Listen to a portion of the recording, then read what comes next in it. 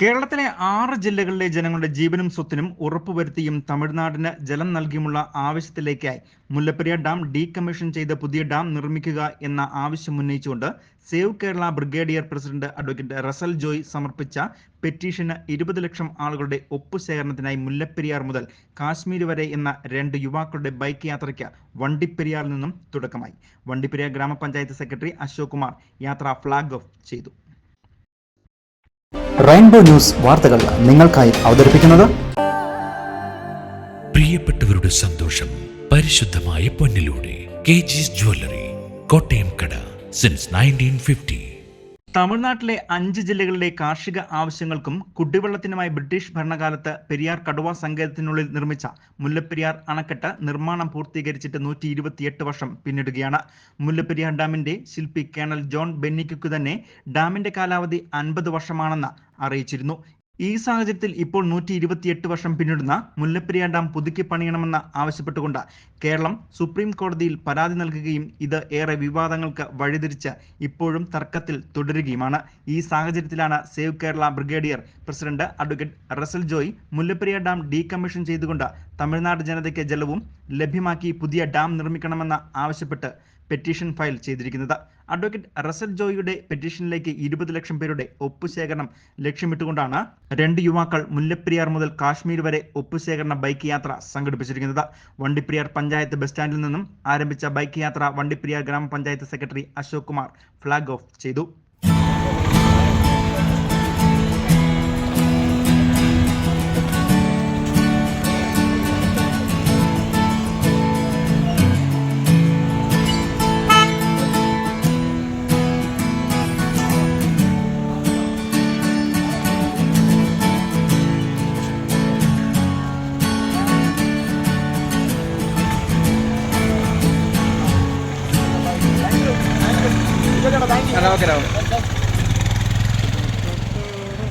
തമിഴ്നാട് കേരള അന്തർ സംസ്ഥാന സാഹോദര്യം നിലനിർത്തിക്കൊണ്ട് തന്നെ മുല്ലപ്പെരിയാർ വിഷയത്തിൽ പരിഹാരം കാണണമെന്ന് ഗ്രാമപഞ്ചായത്ത് സെക്രട്ടറി അശോക് കുമാർ ബൈക്ക് യാത്ര ഫ്ലാഗ് ഓഫ് ചെയ്തുകൊണ്ട് അറിയിച്ചു.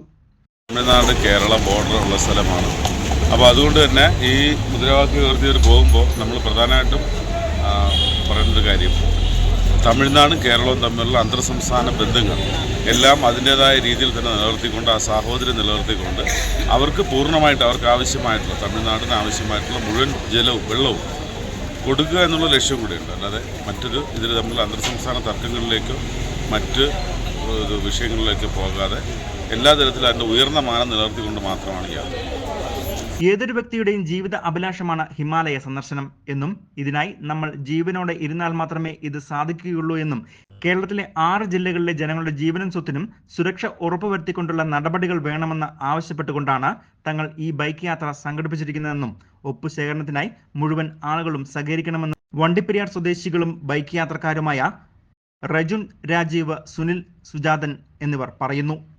ഞാൻ ഹിമാലയം കാണണമെന്നൊരു ആഗ്രഹം ഉണ്ടായിരുന്നു.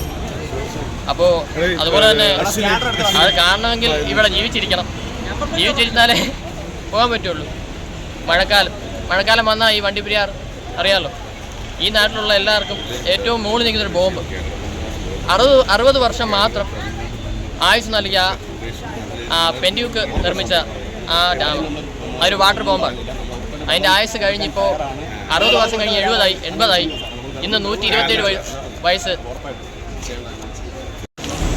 കുറേ വർഷങ്ങളായിട്ടുള്ള ആഗ്രഹമായിരുന്നു ഇന്ത്യ മൊത്തം യാത്ര ചെയ്യാമെന്ന്. അപ്പോൾ ആ യാത്രയിൽ തന്നെ ഞാൻ പോകുമ്പോൾ എൻ്റെ നാടിന് വേണ്ടി എന്തെങ്കിലും ചെയ്യുക എന്നൊരു ലക്ഷ്യം മാത്രമേ ഉള്ളൂ. അപ്പോൾ ആദ്യമേ തന്നെ മനസ്സിൽ വന്നൊരു ലക്ഷ്യം ഡീകമ്മീഷൻ മുല്ലപ്പെരിയാർ സേവ് കേരള എന്നൊരു ബാനറാണ്.